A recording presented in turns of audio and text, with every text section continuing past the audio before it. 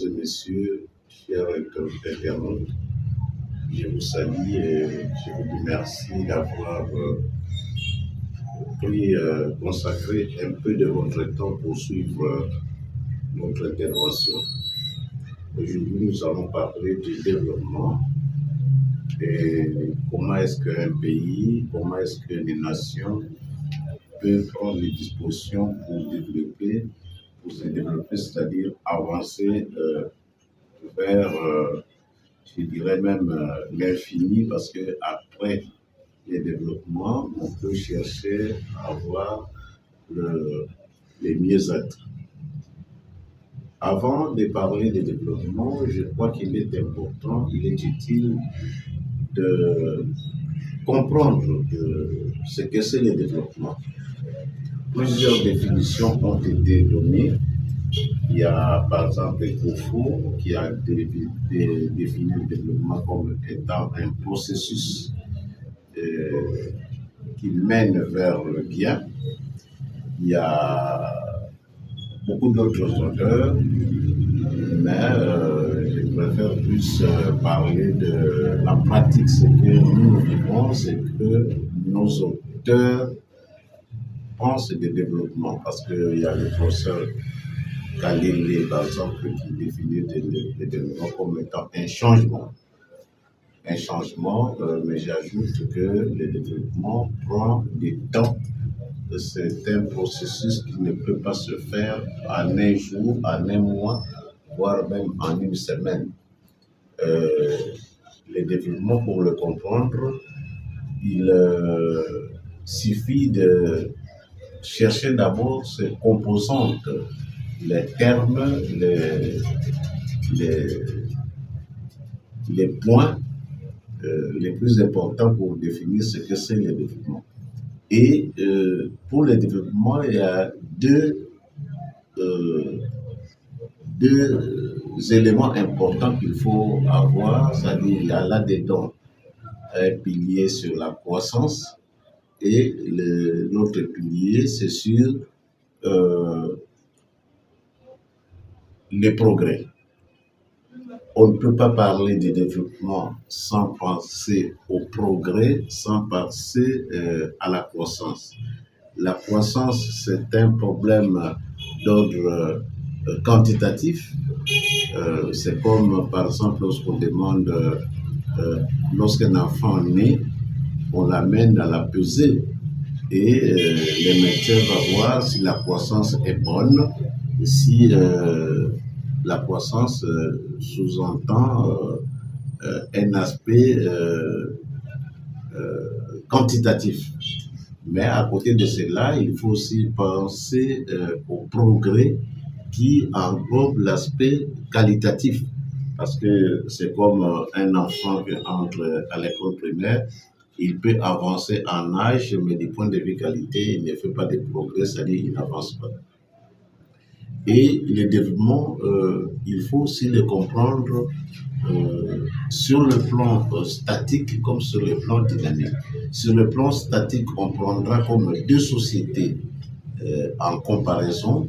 On prend par exemple la France, on prend par exemple le Congo, la République démocratique, et on prend les éléments constitutifs de ces développements. Par exemple, on prend l'élément démographie, on se pose la question dans quel pays, dans quelle sphère il y a beaucoup plus de naissances par rapport à l'autre.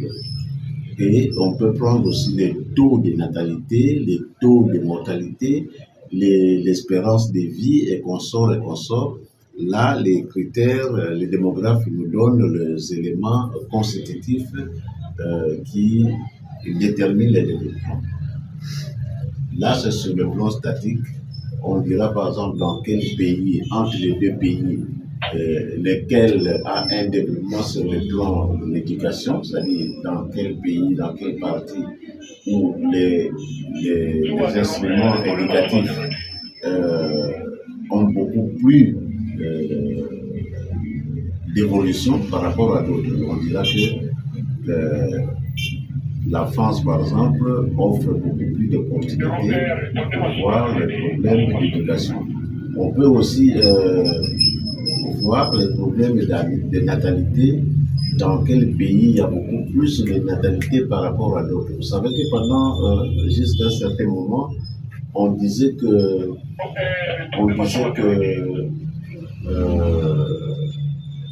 l'Afrique ne se développait pas parce qu'il y avait une natalité forte. Et là, je pense que Karl Marx a détruit cet élément pour dire, écoutez,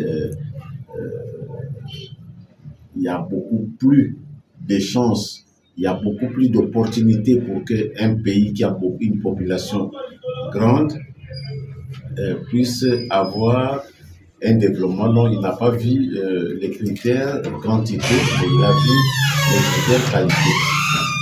Et 400 ans avant la naissance de notre frère Jésus-Christ, il y a un auteur chinois qui a dit particulièrement, qui avait dit que c'est une honte pour un chef d'État, un président, un monarque qui a des grandes ressources, qui a de grandes richesses, qui a d'importantes richesses, mais qui n'arrive pas à nourrir sa population, qui n'arrive pas à soigner celle-ci, qui n'arrive pas à vêtir celle-ci, qui n'arrive pas à faire nourrir cette population.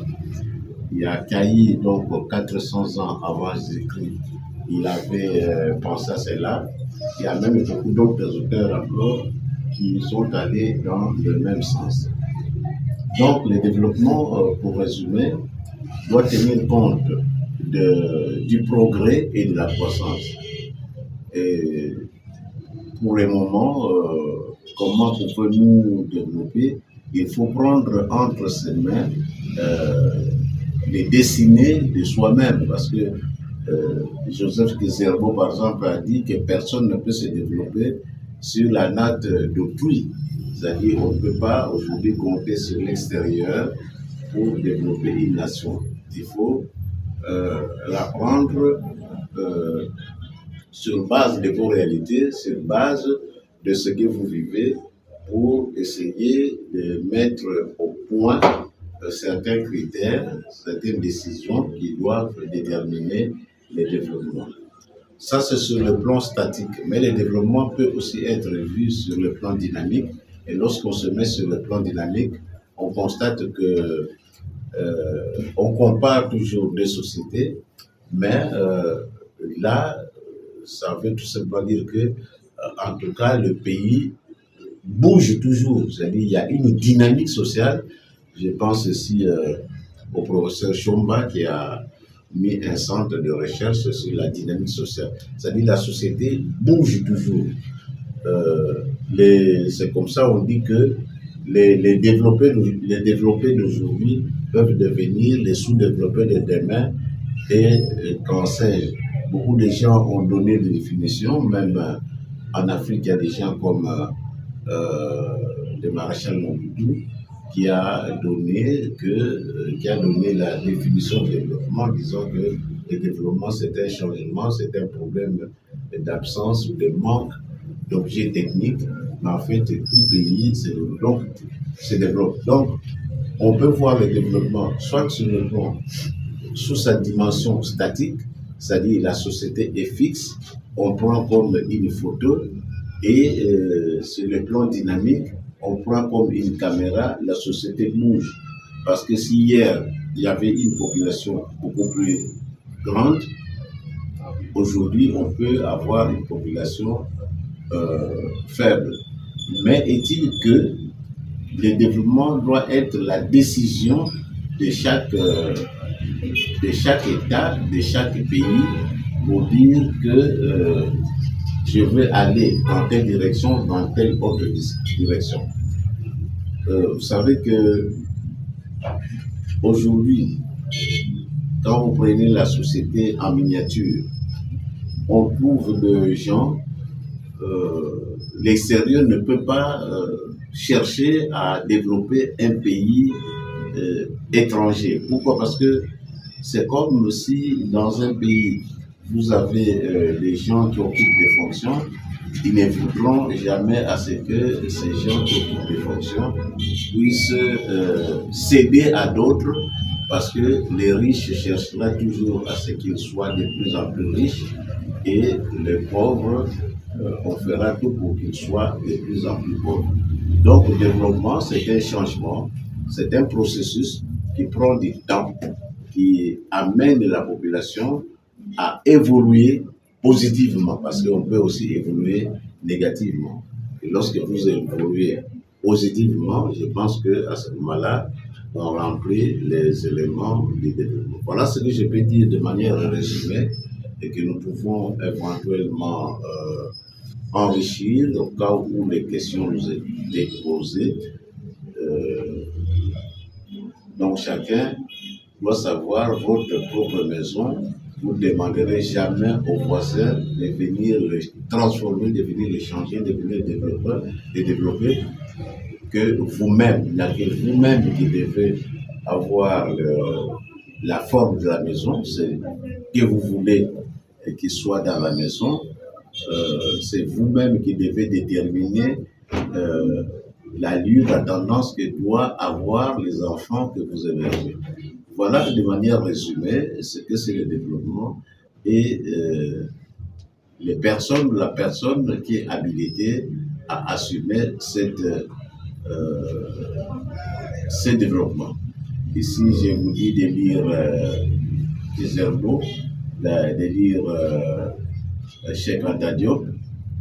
Je crois qu'on aura des informations beaucoup plus larges.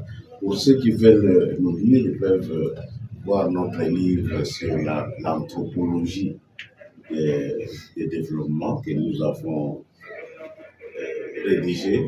Je crois que là, vous aurez les plus amples informations. Je remercie mes amis pour leur attention et que j'ai décidé, j'affirme que nous aurons à nous étendre davantage sur cette situation qui est très importante pour l'avancée de notre État. Je vous remercie. Parle de développement, mais en réalité, toutes les sciences concourent au développement. Si vous demandez à un physicien de vous définir ce que c'est le développement, il donnera sa définition. Vous demandez à l'historien, il vous donnera en mettant l'accent sur les aspects historiques. Vous prenez les chimistes, il vous donnera les aspects historiques et vous parlez de développement. Mais en fait, toutes les sciences, je dis bien toutes les sciences, concourent au développement, parce que le développement est un tout. Si vous ne faites pas attention, vous pouvez dénigrer les uns et ne compter que sur les autres. Mais que vous soyez en chimie, la chimie, même s'il faut ces choses, c'est d'autres chimiques, d'autres biologiques, mais en fin de compte, quelqu'un qui a fait la chimie, il l'a fait, c'est pour concourir, pour aboutir au développement de la science. Vous prenez un sociologue, il vous dira la dynamique sociale, les changements et tout ça, il fera tout pour que le développement se réalise. Vous prenez un médecin, il vous dira, écoutez, c'est grâce à nous, nous avons inventé la paracétamol, nous avons inventé certains produits chimiques, c'est pourquoi le pays se développe. Vous savez maintenant que, pardon, comment elle peut arriver à supprimer la mort. Or, vous savez que du point de vue de la démographie historique, au départ, il y a eu beaucoup trop de naissances, beaucoup plus de morts, l'espérance de vie n'était pas très forte. Donc, qu'est-ce que je dis? L'espérance de vie était très forte et dans son évolution, après, on assistera à la mortalité qui va essayer d'être réduite et la naissance ou les naissances, l'espérance de vie a essayé d'augmenter. Pour le moment, l'espérance de vie a diminué, mais aussi, disons, la natalité, le taux de natalité est en train de baisser, mais le taux de mortalité aussi est en train de baisser. Raison pour laquelle l'homme de science essaye de chercher, essaye de voir comment il peut réduire la mort, parce qu'on a déjà prolongé l'espérance de vie, mais maintenant il faut carrément réduire, sinon supprimer la mort. En tout cas, toutes les sciences ont un seul objectif, c'est de développer, de changer le pays ou la nation. Voilà ce que je peux dire d'une manière résumée sur ce. Et il n'existe pas une science supérieure à l'autre, parce que toutes les sciences, comme je viens de dire, cherchent à aboutir au développement. La chimie, les chimistes ne peuvent pas dire qu'il est supérieur au sociologue, les sociologues ne peuvent pas dire qu'il est supérieur à quelqu'un qui a fait la botanique. Et aucune les sciences, en fait, toutes les sciences s'égalent. Raison pour laquelle, quand vous allez à la faculté des sciences sociales, par exemple, vous verrez que toutes les facultés sont là, toutes les disciplines sont là. Et quand vous allez à la faculté des sciences juridiques, vous verrez que c'est la même chose. Vous allez à la faculté des sciences, pardon, à la faculté des sciences, vous verrez que toutes les disciplines sont là et ils se côtoient parce que personne ne peut se développer sans l'autre. Pour le développement, on a toujours besoin de l'autre. Les sciences aussi, c'est comme ça. Un individu ne peut se développer que lorsqu'il a l'apport des autres. Et lorsqu'il a cet apport, il peut prétendre au développement. Les sciences, c'est la même chose. Vous prenez n'importe quelle discipline, il y a les disciplines qui ont toujours des branches connexes, les sciences sœurs, les sciences accompagnatrices. Donc, toutes les sciences, du point de vue de l'importance, elles ont la même ambition, elles ont la même égalité, elles ont le même objectif. C'est le changement de la société, d'aller vers l'avant.